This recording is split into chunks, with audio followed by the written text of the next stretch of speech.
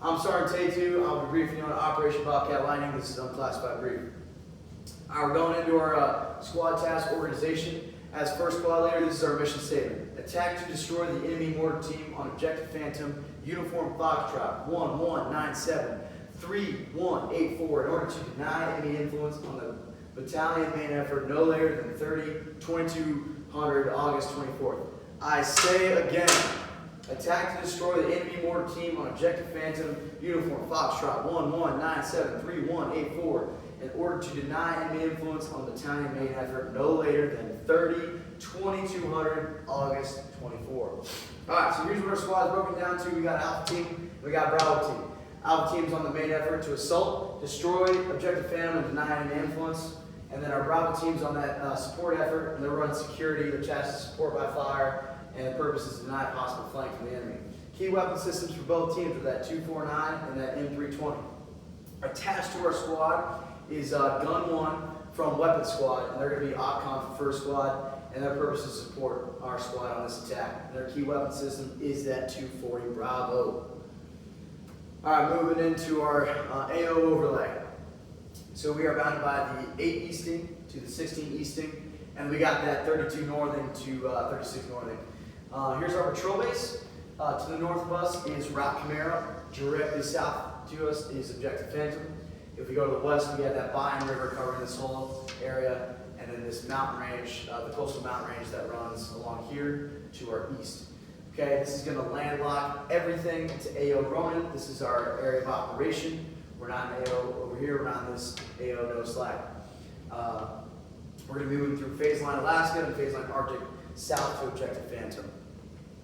We need to talk about some key things on this AO that requires us to move to the company analysis. So there's a platoon of attack Z-10K attack helicopters at the Tetu Air Base. They'll be triggered if they identify any U.S. battalion or higher enablers, and they have a 30-minute reaction time. They also have ADA, PZG, O4 Alphas that are there to disrupt any USF operating east of this mountain range. We also have a battery of PL-66 152mm howitzers along multiple points of position in the vicinity of Tetu, and they'll be triggered if they identify any U.S. infantry elements of squad size or bigger. So it's important that we move quicker through there. They have a 10-minute reaction time. We got that PP-87, which is right here. This is our Objective Phantom, and this is how much area they can operate with that IDF.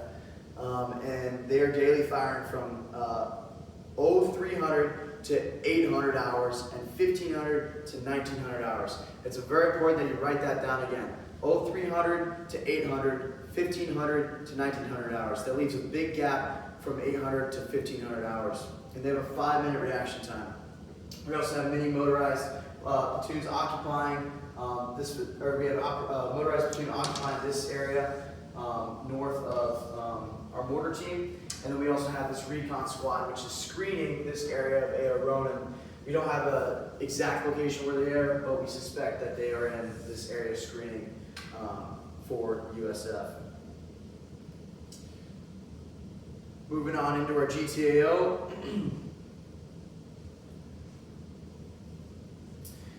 We have this severely restricted terrain of the mountain range to our east. We got that river over here to our west, and here's our area of operations.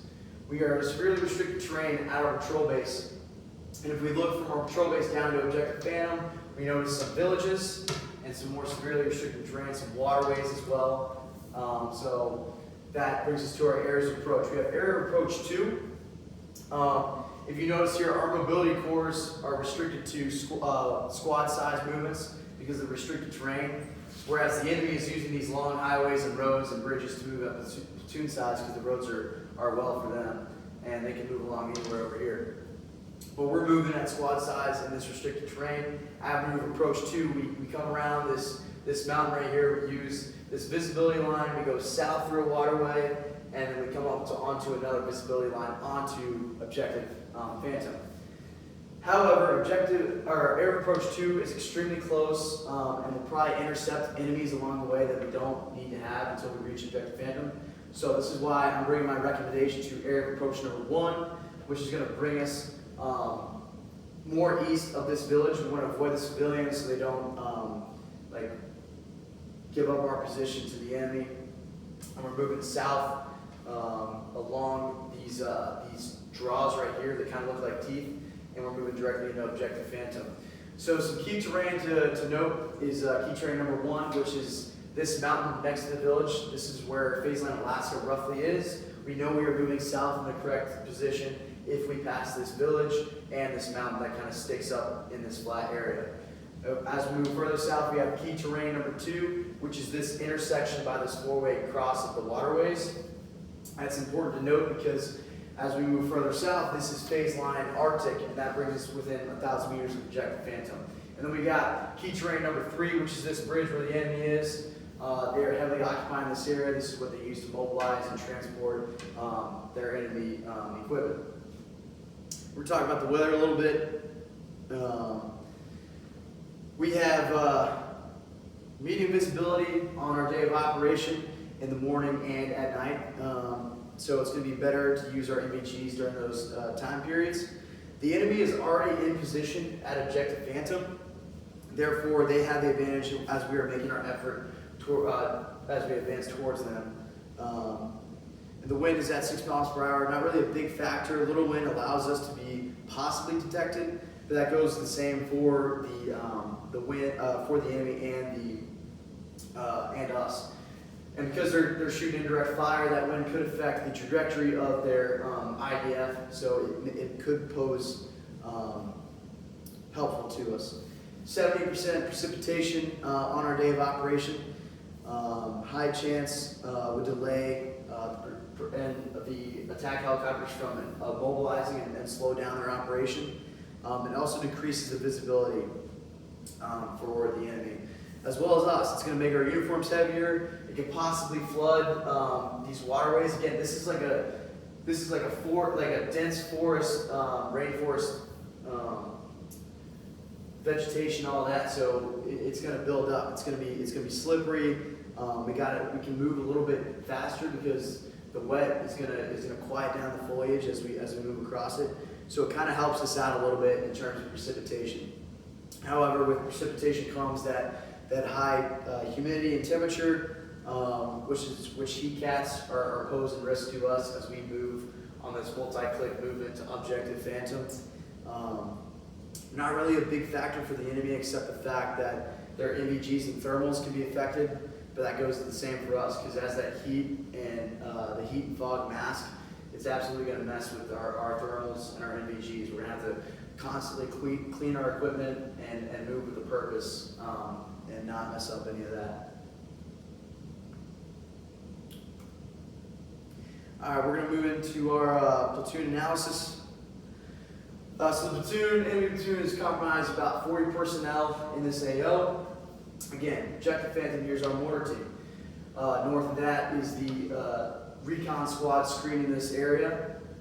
Don't have an exact position on them. However, we got 3rd motorized squad right here controlling this village. They got that CSK 141. North of them is the motorized 2nd squad with platoon headquarters, and they are occupying this village. North of them is 1st Motorized Squad, and they are disrupting any USF movement along Route Camaro. The most common weapon system is that QBZ-95. They're all riflemen, but it's also important to note that these motorized squads have that CSK 141. The most dangerous weapon on this platoon analysis is that PP-87, because they can shoot indirect fire into us from whatever position we are. So it's important we move quickly and with a sense of purpose.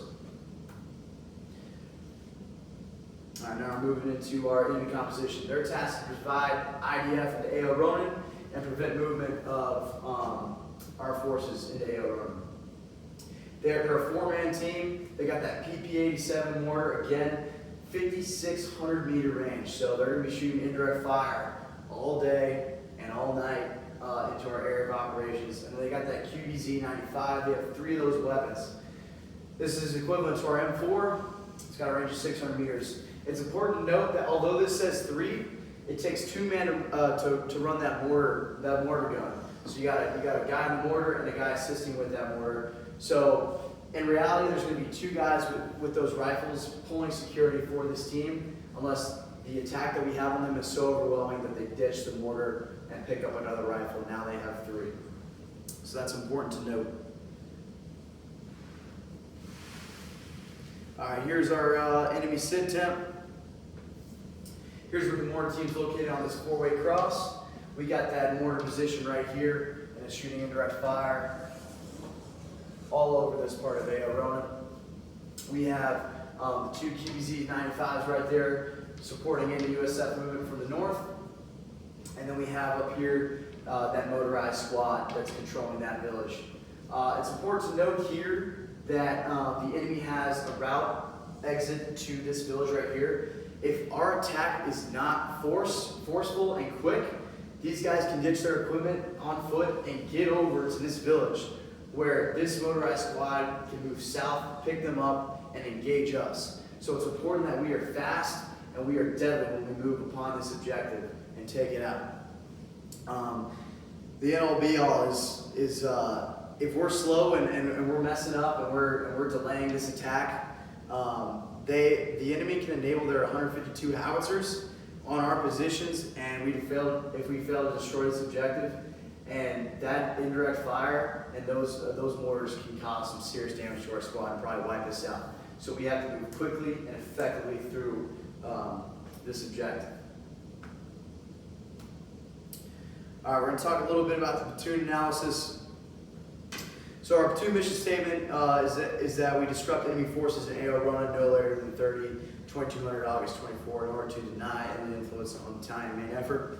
Some of our key tasks are to disrupt enemy operations in depth, deny enemy uncontested use of high-speed avenue approach, retain maximum contact power, and avoid technical engagements.